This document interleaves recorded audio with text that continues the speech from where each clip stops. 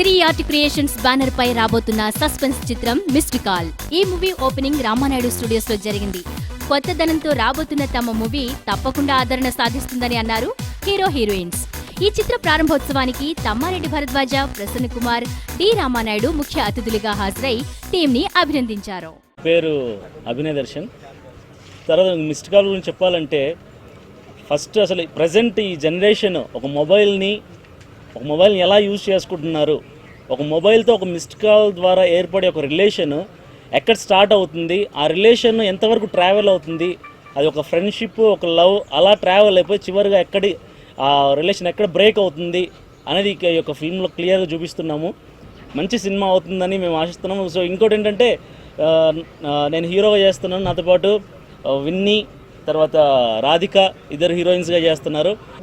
So ఈ cinema success కావాలని audience కోరుకోవాలి. మేమందరం కొత్త వాళ్ళు కలిసి స్టూడెంట్స్ అందరం కలిసి మంచి ప్రాజెక్ట్ చేయాలని ప్రాజెక్ట్కి దిగాము. సో డెఫినెట్గా సక్సెస్ అవుతుందని మేము ఆశిస్తున్నాము.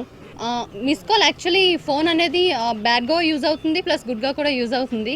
అవి రెండు కూడా ఈ సినిమాలో ఏ విధంగా అసలు ఫోన్ని ఏ విధంగా యూజ్ చేసుకుంటున్నారు ప్రతి ఒక్కరు ఈ రోజుల్లో, అమ్మాయిలు కానీ ఎస్పెషల్లీ ఈ జనరేషన్. సో అది చూపిస్తున్నారు. అండ్ ఇది కంప్లీట్గా అసలు వల్గారిటీ ఉండదు, ఫ్యామిలీ మెంబర్స్ ఇష్టపడతారు, ప్లస్ కాలేజ్ స్టూడెంట్స్ కూడా లైక్ చేస్తారు బాగా.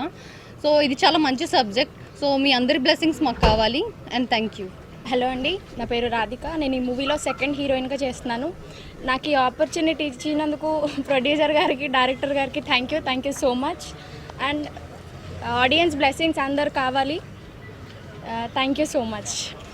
ఇది సబ్జెక్ట్ అనుకున్నప్పుడు నేను మిస్డ్ కాల్ మీద తీయాలని 6 months బ్యాక్ అనుకున్నానండి. ఒక థాట్ అనేది వచ్చింది. ఈ జనరేషన్లో ప్రతిదీ మొబైల్ మీద బేస్ అయి నడుస్తూ ఉంది. అందులోనూ లేడీస్ మరి మిస్డ్ కాల్ అనే టైటిల్ అంటే మీకు సినిమాలో చూస్తే అర్థమవుతుంది. ఓన్లీ ఈ కాలం ఏ విధంగా మొబైల్ యూజ్ చేసుకున్నారు, బ్యాడా గుడ్డా అనేది మనం మూవీలో చూస్తాము. సో సబ్జెక్ట్ అయితే చాలా బాగా వచ్చిందండి.